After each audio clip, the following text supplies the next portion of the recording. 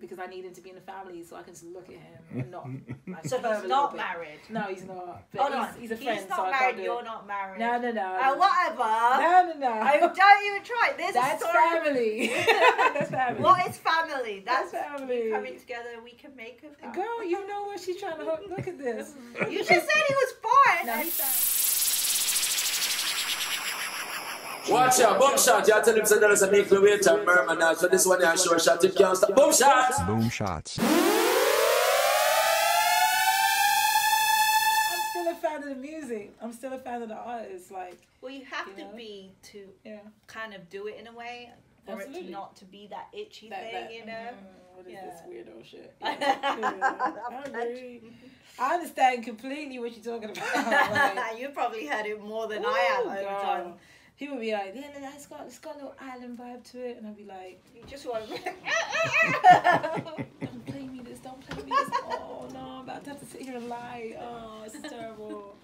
But yeah, whenever people start with the island vibe talk, I'd be like, yeah. You could just say bashment reggae dance. You can say whatever you want. But don't say tropical or island vibes. Don't say none of that, because no one knows what that means. It's like a punch, and I feel like island is a brand. And a record label. It's true. What that means, bro. Right. Again, my soul about it. Like, Tropical's a fruit punch.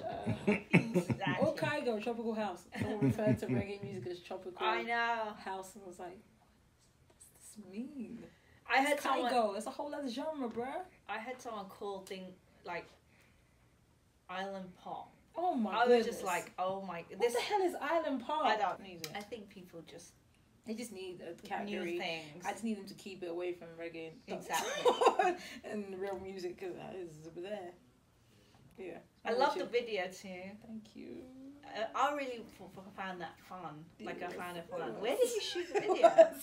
I shot so there's a 3-part to this, and there's more to come. Right. The first 3 we shot was, we shot in LA. Really? Uh-huh. It's very chic in like the clubby scenes. I had to keep it to me though. I'm still keeping it to me. Yeah. Like, I had to keep it Estelle. I'll still keep it like right. But you got your like yes, and absolutely. I was like, yeah. Keep it real black. Not sorry. Keep it real black. My thing is this. It's still gonna be me. It's still gonna be Estelle to the core. Everything that I embody. It wasn't a terrible 3 days. The man was fine. I know. I was like, feeling him up. Who is real that? life, ladies. Is it? It's a friend of mine. Okay. He's a friend of mine. He doesn't actually do TV. He's actually a philanthropist. He works in philanthropy, and he raises money for charities. It's like he's like. Just, I want everyone to get married. Well, he's raising all my friends for you. Look, all my friends, I've been trying to hook them up. I need this to go down. I need him to be married because I need him to be in the family so I can just look at him and not. Like, so he's not married. No, he's not. But he's a friend. He's not so married. You're not married. No. Whatever. No. Don't even try. That's family. That's family. What is family? That's family. Coming together, we can make a family. Girl, you know what she's trying to hook. Look at this. You just said he was fine. No, he's family. I'm trying to make sure he looked like he didn't want to be there. No, he needs a specific type of wife, and I ain't the one. Okay, well, I know, like, we'll talk again in the future, and if you're married to him, she out here trying to make me be married. You see this? No, but it was very good. He stepped in, and was very professional. Like, I was directing too, so I'd be on set like, okay. Yes, you were. Yeah, so it was like a brain on, brain off, brain on, brain off, and that was an experience. Was that hard? Is that the first time you've done that? First time? No, not the first time. It's the first time I got credit. Oh, okay, of course. We are talking about the music industry. Yeah, first time I got credit. Is it hard to do that? No. But this one's a little hard because it was almost like one takes for a lot of things because it was a really limited budget for 3 videos, and then 2, this is my parents' story. It's different when it's just like something I dreamt up, right? Or a script or narrative I dreamt up. But I have to get something that is beautiful, sexy, represents them, represents me, talks to the story, is timeless. People want to see this and remember where they were when this came out, and really just do your best and do it on like 3 or 4 hours of sleep. I know. So, what? You only had 3 or 4 hours sleep? Yeah. And you have to look that fresh. That fresh. Look, makeup is wonderful. Eye patches are great. Bomb hair team is amazing. Your hair is stylists are great. Every time I see you have great, I love that you always have like something cool going on with your hair. Yeah, I gotta keep it going. My actual real hair is what we're trying to get to with this, and this is just kind of like my in place placebo as to where it's gonna get to eventually. So okay, yeah. Is that process? Oh, it's a process. It's real. I've always had my real hair in general out in all of my promo, in all of my stuff up until I want to say the last album, and for me it's just more about like, you know, I'm comfortable with myself, my skin, and everything, and you know, and then I got to a point where I was like, it became a thing, and I'm like, I would never be held to a thing. Okay. You know, I wear my hair how I want my hair, you know, and so I stopped wearing it in the super short. I was like, no, y'all are too. Taking this too seriously. Right. Like my dad hair has definitely been blue, black, various lengths, brown, orange, a terrible orangey red. I hated it. Sounds like the when I look back, girl. Right. Look. Essentially, I'm a bougie dancehall girl. But like it's. But you know, I just kind of don't let it hold my thing. I just kind of roll with how I feel it. Yeah. For the moment, for the project, for the vibe. Yeah. Yeah, I mean, and the braids were just like, I wanted it to feel sexy and the whole like. I don't think I've ever seen it. Have you ever been photographing braids? Oh, many times before. As a kid, yeah. But not like in my 20s.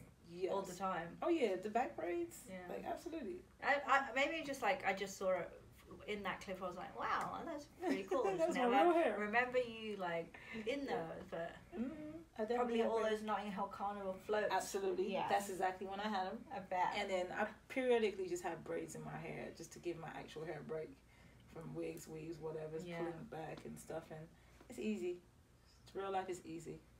Braids isn't it? Is it? Because you don't have to do nothing, right? I spray oil on my scalp and go to bed. And that's here go my upkeep for braids. Tie his scarf on it. Good night. That's my upkeep for braids. Upkeep for everything else. Tie it up. Put some strips on it. Do some things. It's so much. So why doesn't everyone just have braids all the time? Because we like versatility. Yeah. It's just because we're women and we like things. I had some braids put in when I went to Jamaica. Not the last time, but like the last year. And I was like, why don't I have this all toe? I just literally wake up and you can literally just roll out. And then when you gotta take them out, everything's curly. I know. You just take them out and you ain't really gonna do nothing. She's like, oh, it's a big curly hair. All right, cool, we back. We good. Yeah, for the next 2 days. I'm good. Right. You good for another 2 weeks. I'm good for another 2 days. But it is funny because it is cool at low maintenance and they look great. I agree. Braids are wonderful. Yeah. Well, it's great to see you in them. You too. Thank you. When are you going to London next? We'll be there in a couple of weeks. The album comes out there too, so here we go. Are you excited? Yeah, I miss my family, so that's my own personal selfish thing. I haven't seen my mum this entire year. I see her at least twice a year and multiple times on FaceTime. But I miss them all. It's like family members have been born and stuff this year, and I need to just kind of go meet everybody. When was the last time you went? Last year. Dip in, dip out. So it's overdue. And then they come here. They've been coming over here like twice a year. You need to go and do one of these Notting Hill carnivals. Yeah. I will. I think maybe next year I'll do a proper for real. But I missed this one because of. Well, yeah. I mean, you're putting out your whole outfit. I mean, I'm sure. In the weeks coming up to it, so probably next year I'll do something real for real. I really want to do. If I do a show in London, I want to do like a show that sort of elevates. Again, like the Alakai Harleys, have like Cross the Bridges, have Nick and Navy come, do something with the girls that are there and the men that are there that are doing really well on the scene and really trying to elevate it to the next level.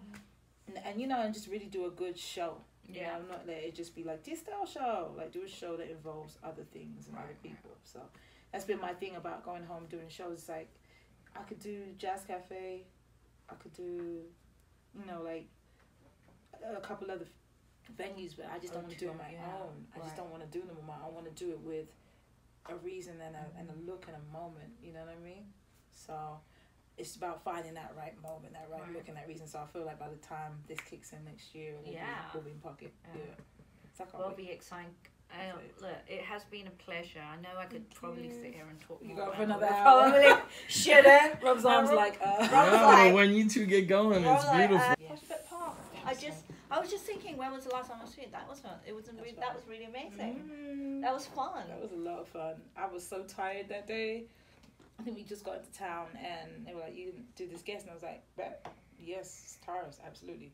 And went up there and just knocked it out, and it was just very like surreal because I never know what to expect with Brooklyn, and then Brooklyn shows up and shows love, and it's just like, oh, we good. This is good. And then the week after that, I got the key to. I was just gonna say, so, it's like double whammy of like. Nice. I feel so. So what does it mean to have that for those who don't know? Like, for me, it's Brooklyn is like the home of black. You know what I mean? When everyone goes to London, they're like, what's the closest to Brooklyn from here out? And when everyone comes here, like the question is like, did you go Brooklyn? You know what I mean? Like, that's true. No one says, did you go to Bronx? Did you go? It's like, did you go to Brooklyn? Yeah. You know what I mean? It's like that's the thing everyone wants to see. And so that's the first place I lived when I first moved here. Really? Yeah. I stayed in Chelsea, I stayed downtown, and I lived in Brooklyn. Okay. So I've been around Brooklyn. People like told me Brooklyn kind of claimed me. That's like, cool. Yeah, and I stayed in Dumbo before it was popping. And they used to curse me out like, that's fake Brooklyn. I was like, nah, it's real Brooklyn. There's still rats around there, bro. Nah. Like, nah, there still ain't nobody in my building and I'm nervous. But like, no, but it felt home. Like, right. You know, it's people. I can go down the street and know that I can get some plantain. It's not going to cost me $100. Yes, per plantain. Exactly. per plantain. There were more than one golden crust on the block kind of thing. Like, that's when you know. That's when you know. I go to the store. I go to the West Indian store, the local, and know that I'm not getting anything I asked for, and be happy with that. Like, it's fine. Like, because it's Brooklyn. It felt real. It felt home. You know. Like West London. Yeah, it felt West London. It felt like Brixton. It felt like Halsden. Yeah, you know, Clapham, Peckham.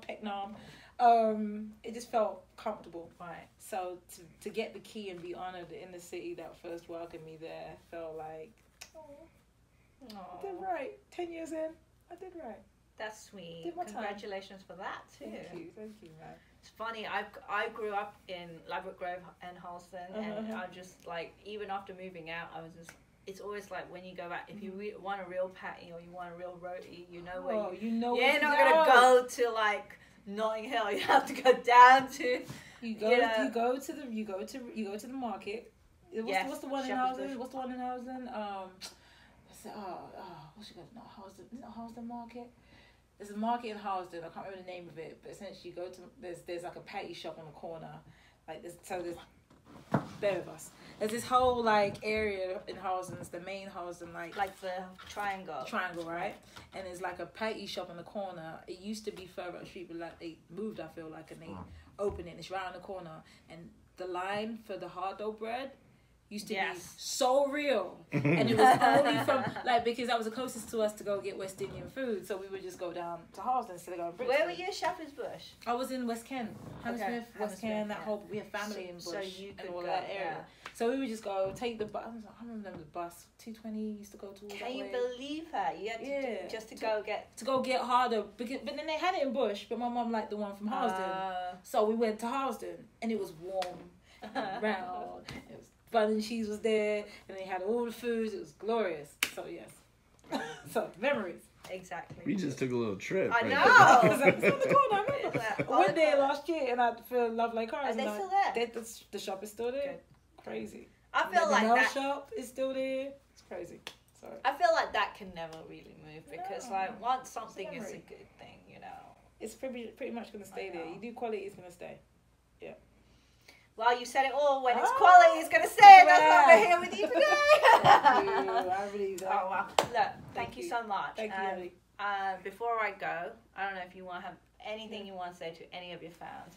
I love you guys for sticking around with me, man. It's been 10 years of being in the US. It's been almost 20 years of a career. And I'm so grateful that you guys still want to hear it. And I'm so grateful that I can give you guys some music. September 7th, Lovers Rock comes out. Make sure you go stream it. I don't even care if you buy it. Just play it. Just tell me if you like it. Tweet me, though, because I'm an artist and I'm sensitive about my shit. So, like, I need to know. Can you tell me if you like it, please? Thank you. How do they find you on social? Oh, find me on Instagram at Estelle Darlings. Find me on Twitter at Estelle Darlings. And Facebook is /Estelle. YouTube and all of that under just Estelle. You'll see it. Estelle Official. It'll come up.